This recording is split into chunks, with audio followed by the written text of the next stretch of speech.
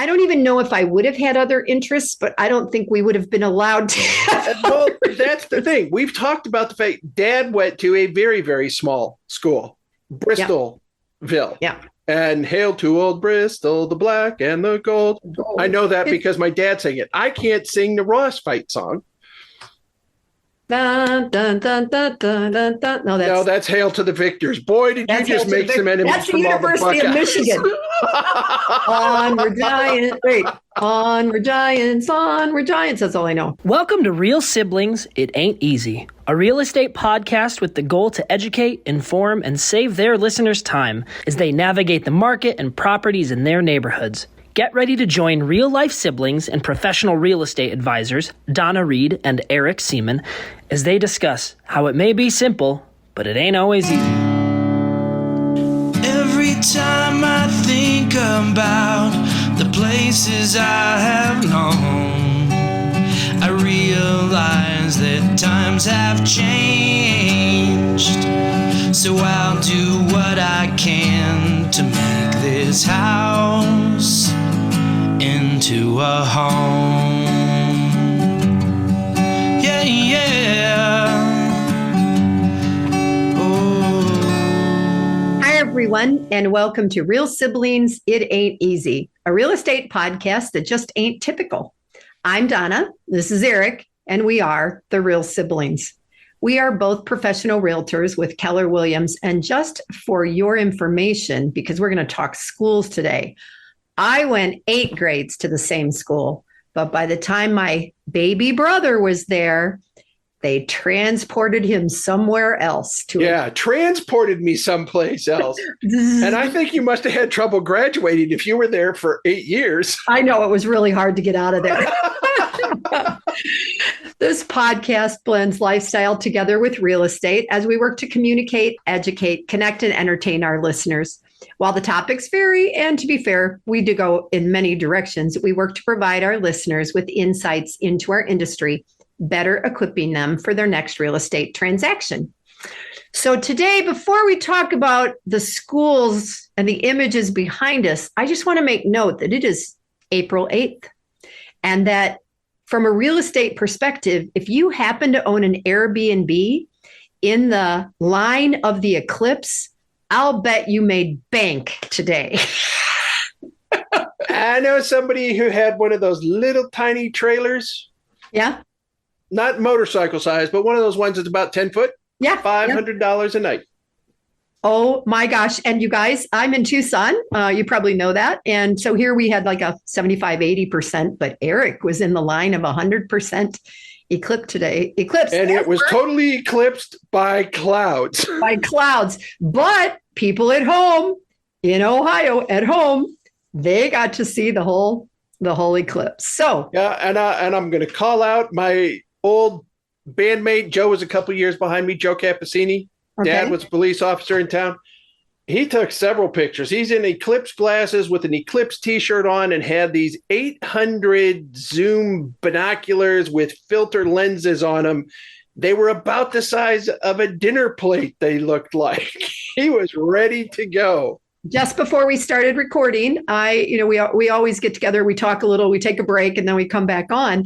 I was looking at the images of people sitting down at Roger Young Park and people over at Hayes Memorial and stuff, doing their things. So that's not the topic today.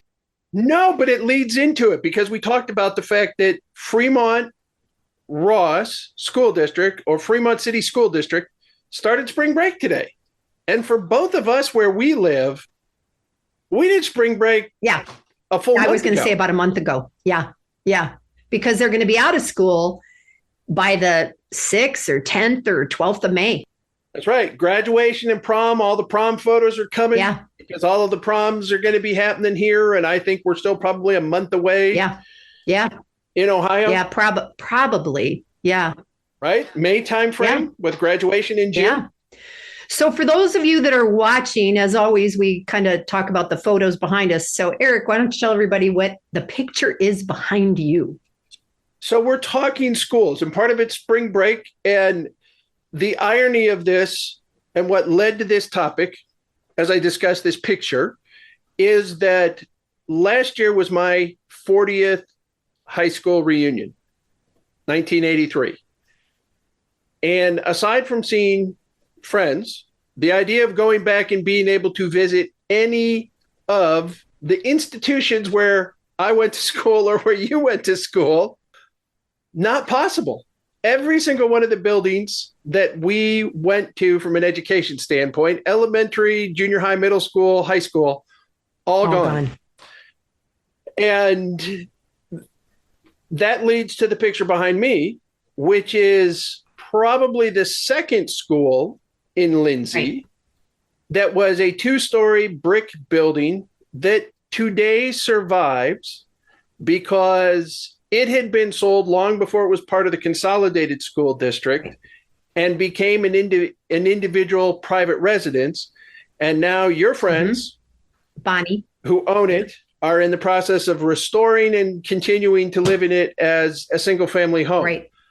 So while that one's still in place, going back to the late 1800s, yours, the one behind me, is where we went, you guys. And this was in the middle of the tear down. And you can see that, you know, it goes from front to back, right out to the back of the school, and the stairs that were in the entrance there, which if you zoom in, you can probably read the words and things that were on it. So bittersweet, right? To think of all the memories that we had there and how, are you trying to see the words, Eric? No, well, I was trying to see the words, but it also struck me as I was doing research and looking on this, how much that staircase looks like the staircase that was in our junior high. Yeah, that's true. When you went in the front door, it had a few steps down on either side of it, and it had the staircase that went up. Yeah. And off to the left and to the right. Yeah. Yeah. So clearly a style of when they were when it was built. And I don't know that you know this, but the downstairs of the one behind you is now pretty well ready.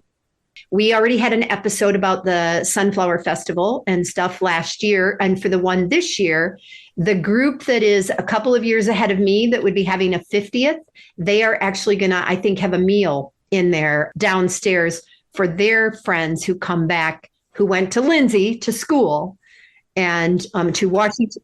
Since we can't go back to our school anymore, we have to go back to the school that precedes our school. Makes total in sense. The same town in order to... Good grief. Yeah.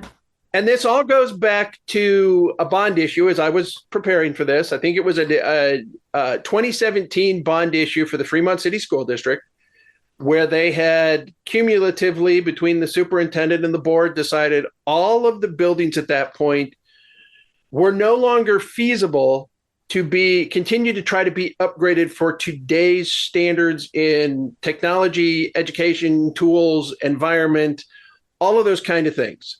With the passing of that bond, they made a decision on schools that they were going to keep and those that were going to be destroyed. Now, prior to that, the decision had been made that the Fremont Junior High, formerly the Fremont High School, was the first one to go. Yep. Did you go there? I know part of the irony for that, for me, is that the major renovation from a bond issue in the 1970s was to upgrade the Fremont Junior High. And I thought about pulling out my yearbook that was, I survived renovation 78, 79. And that was the theme of our yearbook. It was all, and to think that within 20 years, the entire building was gone. Isn't that crazy? Wow. Now I think the library has extended over that way a little bit. That sat across the street. Would make sense, but did they go across the road? I think so. They put like an annex across the road? I think so. That's okay. Then we need to get on Google because Google's got to update. Yeah. As I was looking at the schools, we had the discussion of what elementary school in Fremont was right next to the stadium. Mm-hmm. And we guessed that still shows is on the Google Maps, but it doesn't exist anymore. But I thought you said Krogan was, we think it's Krogan. And well, no, I think that one was Krogan, but Krogan is not in that location. Okay. I'm telling you, when you look at, we got Pennsylvania, 2 of them are on the east side of the river and 2 of them are on the west side of the river. of the elementary schools. Okay. And then the middle school, of course, sits where where our marching band field practice was at. Yep. Right? Yep. And then the new high school went into the parking lot. Right. And the school in between, which was our high school, doesn't exist anymore. I keep thinking we use the words new. And when we think about real estate, I remember a broker telling me that I can't say something is new unless like we bought it yesterday, but we can say newer. So like right now, I wonder how many years old is the newer school? Newer to us, is it 6 years or 8 years or 10 years? Wow. It's surprising. And I know two of the schools in Fremont. Yeah. And this was long before Lindsey was part of Fremont City School District. Mm-hmm. Were built the same year as Washington was. And I think it was Stamm and Krogan. Okay.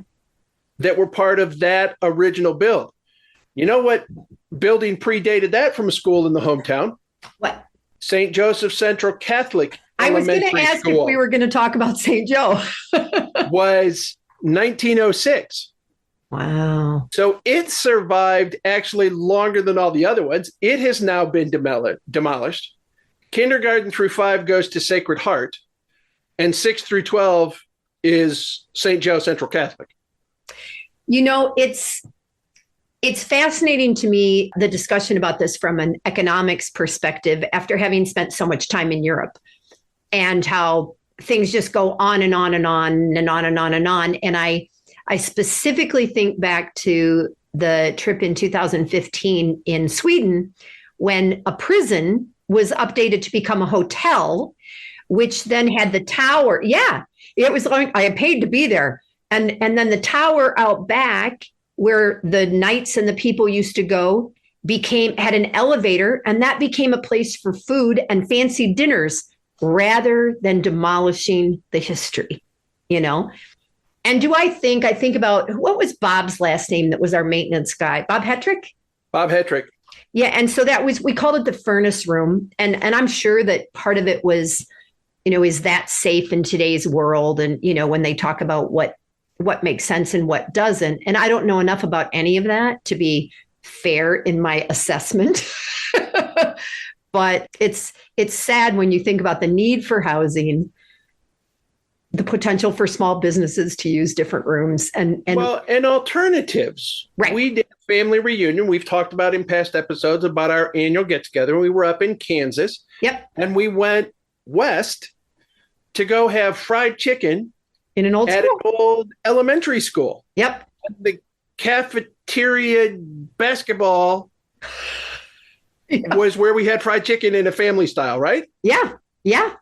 Yeah. So no, I don't remember what town. Yeah, I don't remember. No. In the reworking of Fremont City School District, they went from having at one point 7 elementaries, because they did include Riley. Riley had joined in 1967 and was consolidated in 67 from the Riley Township School. Like Washington Township. Yeah. We know Washington came in later. Yeah.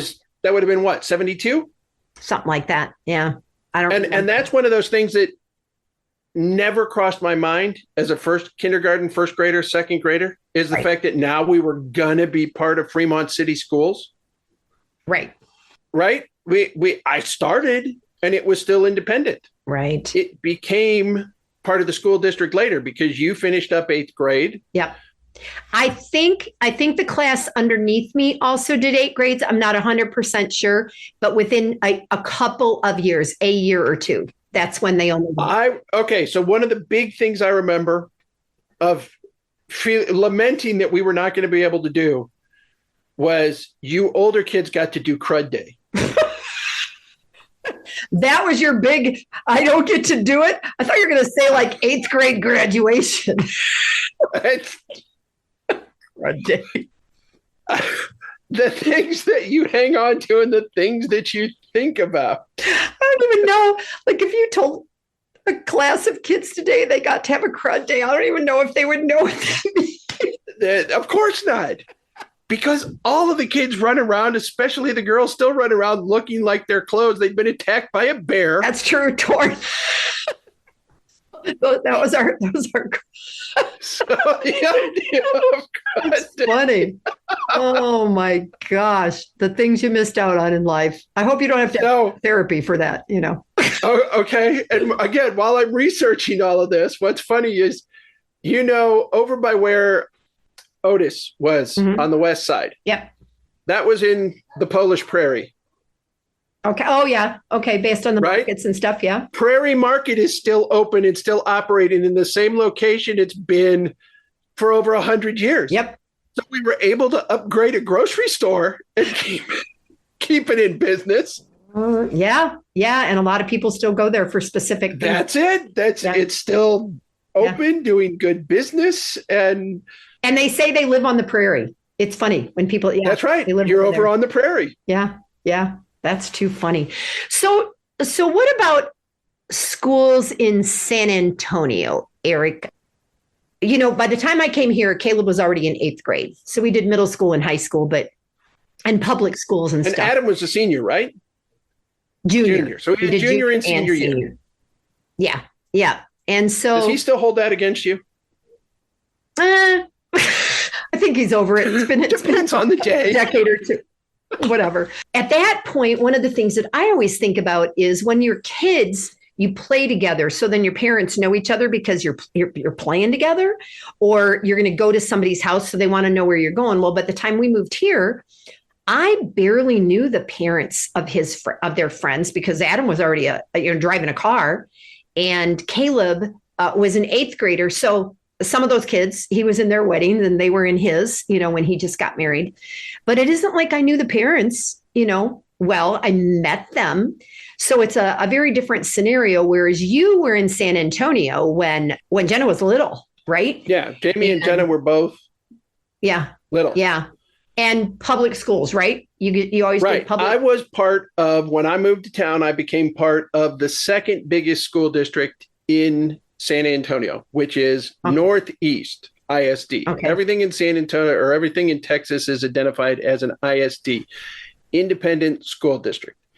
So there's Northeast, NEISD, and NISD, Northside ISD. The two of them come together.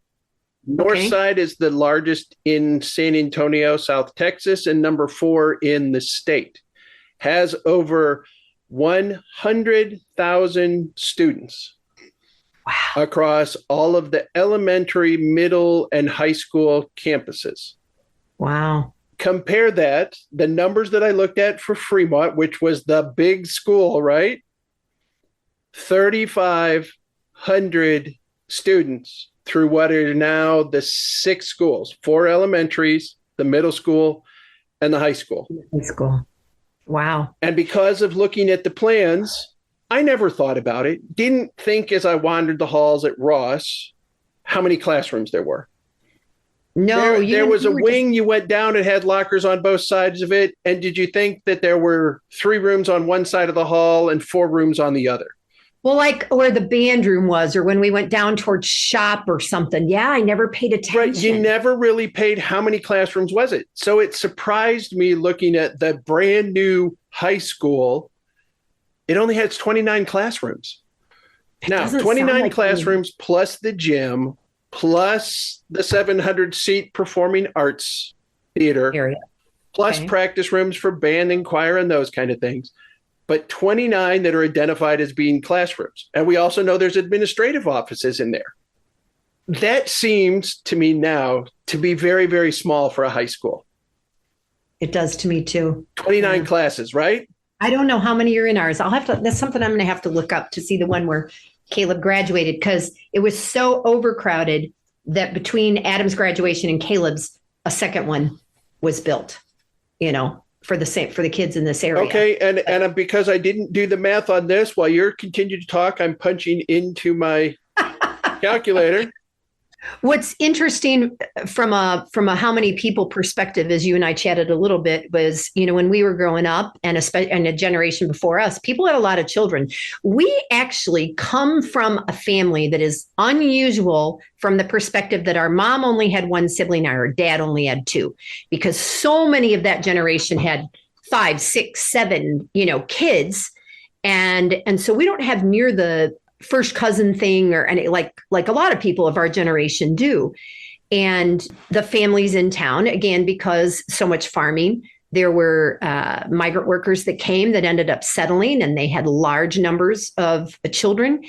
And now, even though there's a few more homes, as you head down 590, you go south on 590, you go up towards Zims or whatever, there's some houses out in the country there, but people, 2 or 3 kids, right? Or one. And because I may or may not ever be a grandma, but the conversation is, how many children can we afford? And not even just afford to raise, but afford to take care of and have our jobs to maintain a lifestyle, So very different. And that's part of the reason. But Tucson's growing. Tucson's the opposite. We're growing, which is why we needed more schools. Well, outside of band, when we were growing up, did you have any other interests, sports, extracurricular, anything else? I don't even know if I would have had other interests, but I don't think we would have been allowed to. Well, that's the thing. We've talked about the fact Dad went to a very, very small school, Bristolville. Yeah. And hail to old Bristol, the black and the gold. I know that because my dad sang it. I can't sing the Ross fight song. Dun, dun, dun, dun, dun, dun, dun. No, that's Hail to the Victors. Boy, did you just make some enemies. That's the University of Michigan. Onward Giants. Wait. Onward Giants. Onward Giants. That's all I know. Is that it? Is that the fight? That's right. Okay. So bum. Dad always played such the big shot because he was in the band and he played basketball and he was this and he was that. And it's like, that's because there were so few guys. If you didn't play, they wouldn't be able to field a team. And still went home and took care of the cows. So we go from that to, I'm driving you in for that because I'm not even sure they really practiced when Dad was in school, because as soon as we started, there was one point I thought I was going to be on the swim team. We had a pool. I'd swam quite a bit, felt pretty comfortable in the water. I'm going to get on the swim team. 4 days a week, out the door at 4:30 in the morning was not going to happen. So it wasn't even an option for us.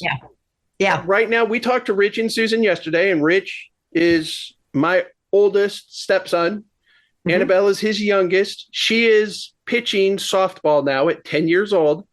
Right. He's playing on 2 teams simultaneously outside of school.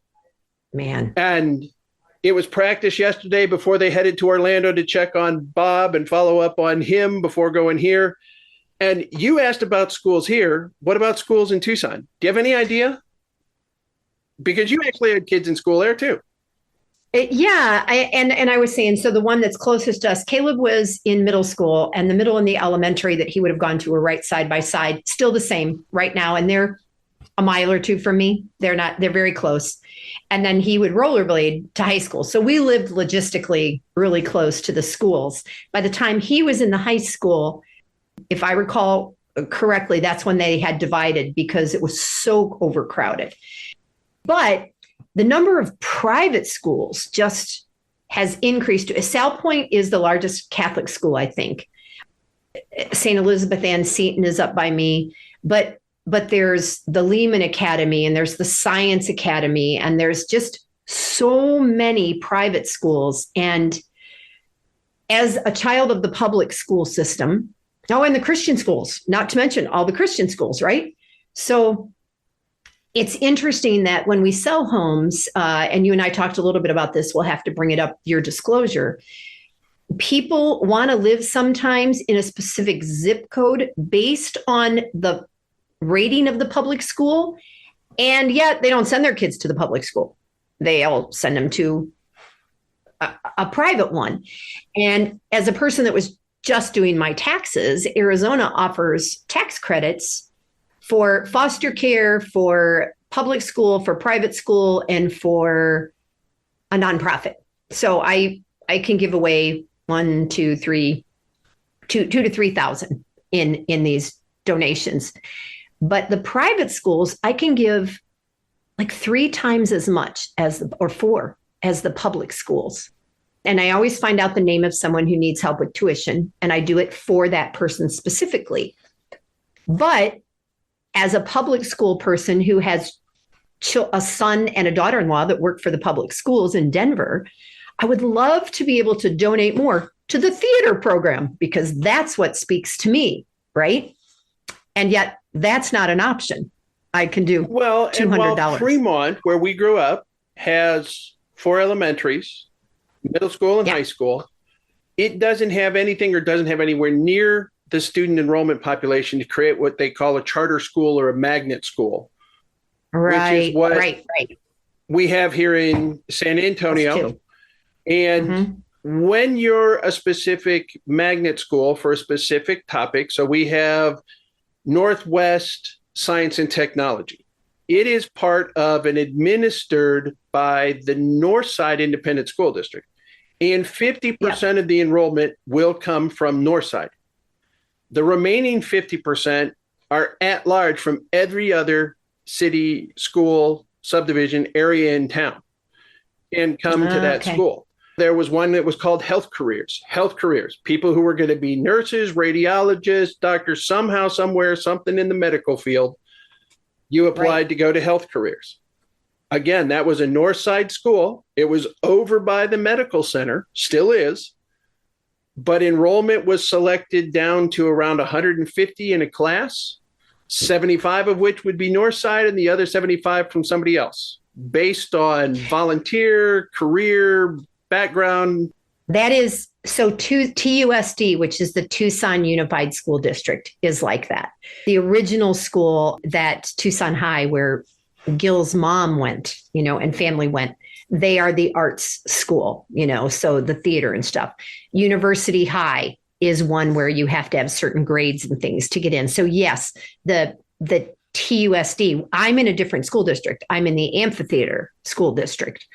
So I'm in the county on the outskirts of Tucson. And so, yes, what you calling a charter or specialized or whatever, the TUSD system also has that.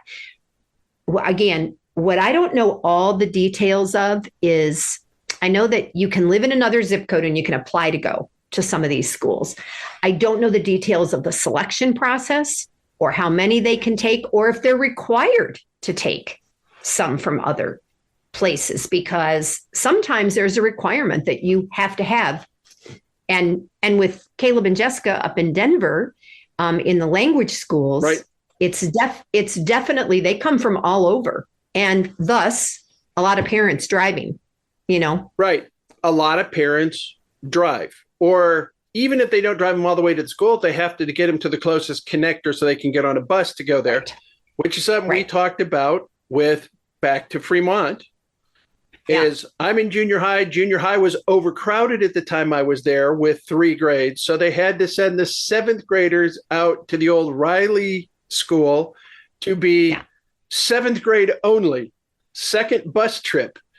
And actually, as I'm researching for this, I found an article, 2016, they did a reunion for Riley just for the teachers and the students who were there only for 7th grade.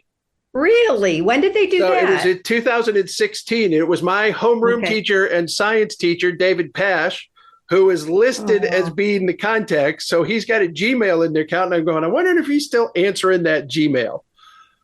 Oh, that's funny. He was mentioning the last principal, who was Mrs. Livingston. She was principal when I was there. History, geography teachers, Mr. Fales. There were a bunch of people that were just like, oh my gosh. Yeah. Eric, it's interesting because as Tucson grows, we really only have 2 ways to go. We can go northwest or southeast. And northwest would be as if you were driving up to Steph's, those were cotton fields that were up there. So the Marana School District, which was just a tiny, tiny little town, is booming, growing. And it's also a huge bus route because there's still people way out in the country, which means it's a super diverse school. Because there's the kids that are coming on the bus 20, 30, 40 minutes. And then there's the families that have moved into the subdivisions.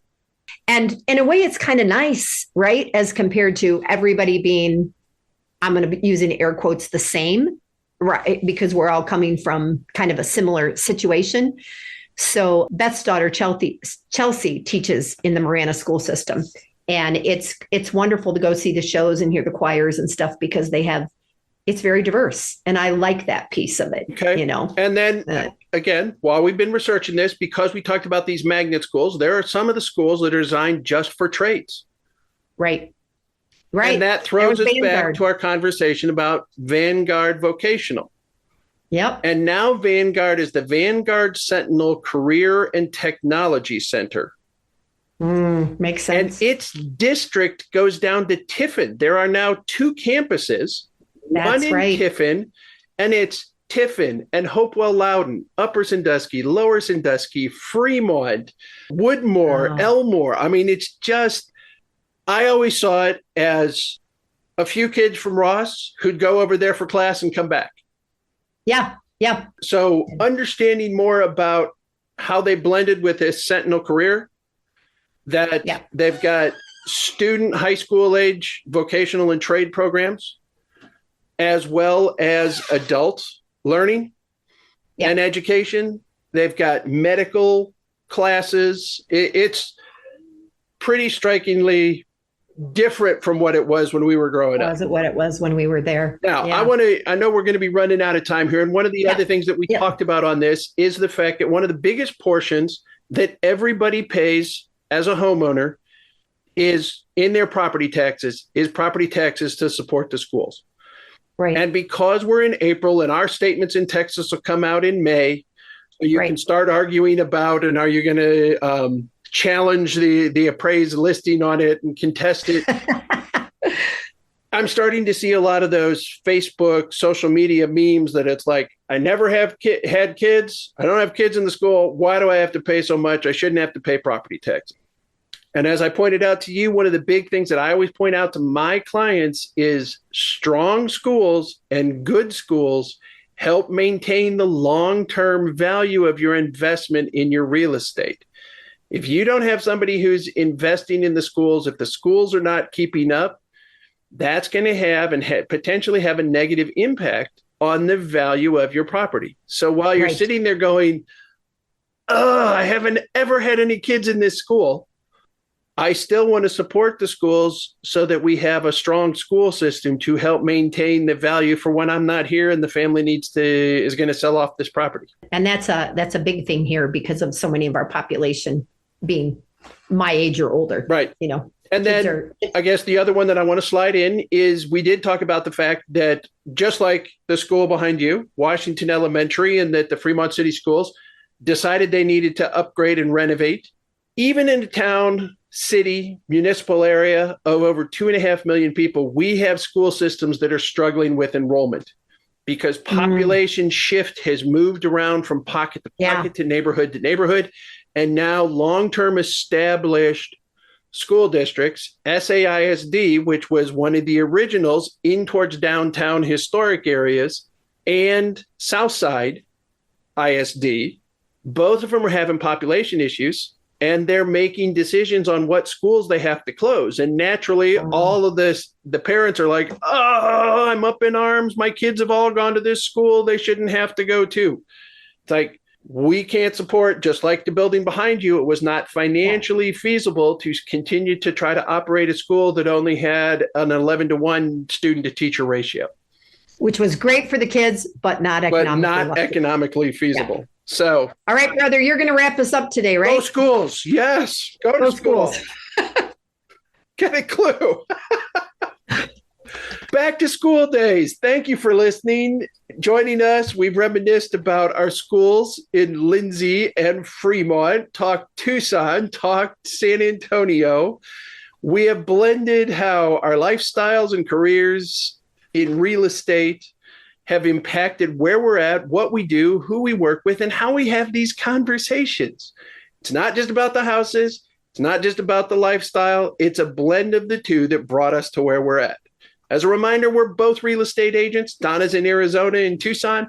I'm in Texas, in San Antonio in the Hill Country. We both work for Keller Williams, and we are here to help your family find the perfect home to create memories and build your wonderful life. If you need a referral around around the where? Country. Around the world. The country, around the world, somewhere.